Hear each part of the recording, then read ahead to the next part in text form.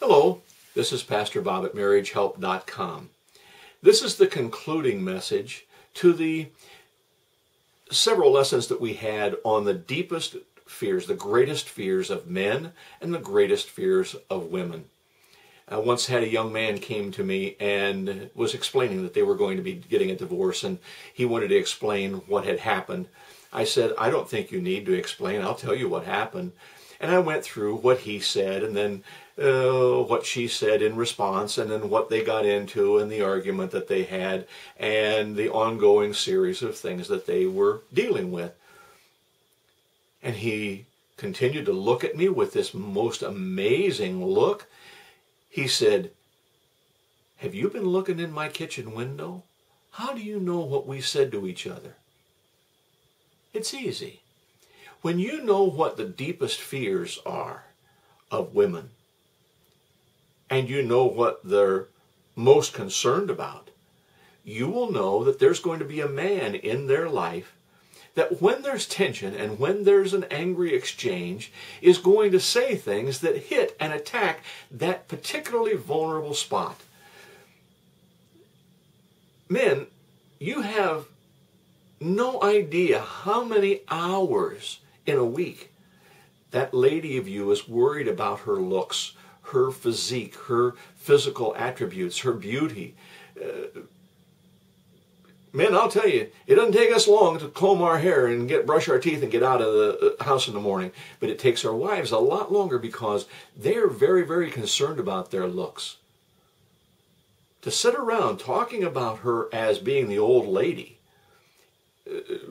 making references to how wonderfully attractive other women are as we discuss who in the office looks best or who had what kind of attractive dress or actions, simply make our wives go crazy because they can't measure up to the expectations that someone else has for them physically or within their physical attractiveness. You can't imagine what that does to your wife when you talk about those kinds of things openly about someone that's built or someone that really has a wonderful shape. You are going to find that that just makes your wife absolutely miserable. Why? Think about it. Why? She's afraid she's going to be left alone and unloved, not attractive enough to keep your attention. Somebody else is going to come and lure you away. Something else is going to happen that's going to take your attention away from her, and you are going to diminish your love and commitment to her because of somebody else's beauty or attractiveness or some other thing. You must listen to what the deepest fear of these ladies are. Ladies, I'm going to turn to you for now because I decided to put the men first on this one. If you have a vocabulary that includes words like idiot, stupid, dumbhead, clown, fool, buffoon, if you have any of those words, or a thesaurus would be very helpful at this point to talk about how foolish a person might be, take a magic marker to your dictionary and X out all of those words. Those concepts have to go away. Why? Because your husband is afraid that he will not be smart enough, strong enough, worthy of your respect.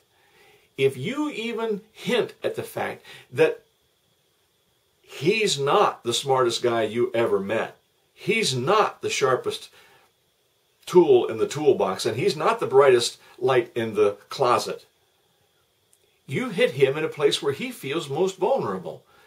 I remember one time a lady shared with me, she said, I don't understand what my boyfriend just told me. He said, we've dated several different times and I'm still waiting for you to figure it out. And she said, figure it out? What does that mean? He said, you haven't figured it out yet. I'm an idiot. You're a very smart lady. You should have figured out that I'm an idiot by this point. Was he an idiot? No. Was he stupid? No. He was a man. and to feel that you are inadequate, not smart enough, not strong enough, not dedicated enough, not courageous enough, not powerful enough. Ladies, if you talk about being a wimp, a pansy, if you talk about being a scaredy cat, if you use any of those negative concepts, you are cooking a recipe that is going to just completely destroy the person you committed to take care of. You can't do that to him. That's not right. And it's not loving. And you'll pay for that. Your relationship will pay. When you learn about the deepest fears of men, the deepest fears of women, pay attention to what that means in your relationship, because that will change the way we discuss and argue and debate our issues. It will change what we do at what we're shouting things at each other permanently if we take them seriously. Pray about these issues. There's nothing any more important about these discussions than being sure that we are not walking on each other's deepest fears. Thank you for watching MarriageHelp.com. There's a lot more lessons on here, and you're going to find a lot of interesting things to be talking about in the days to come. Thank you.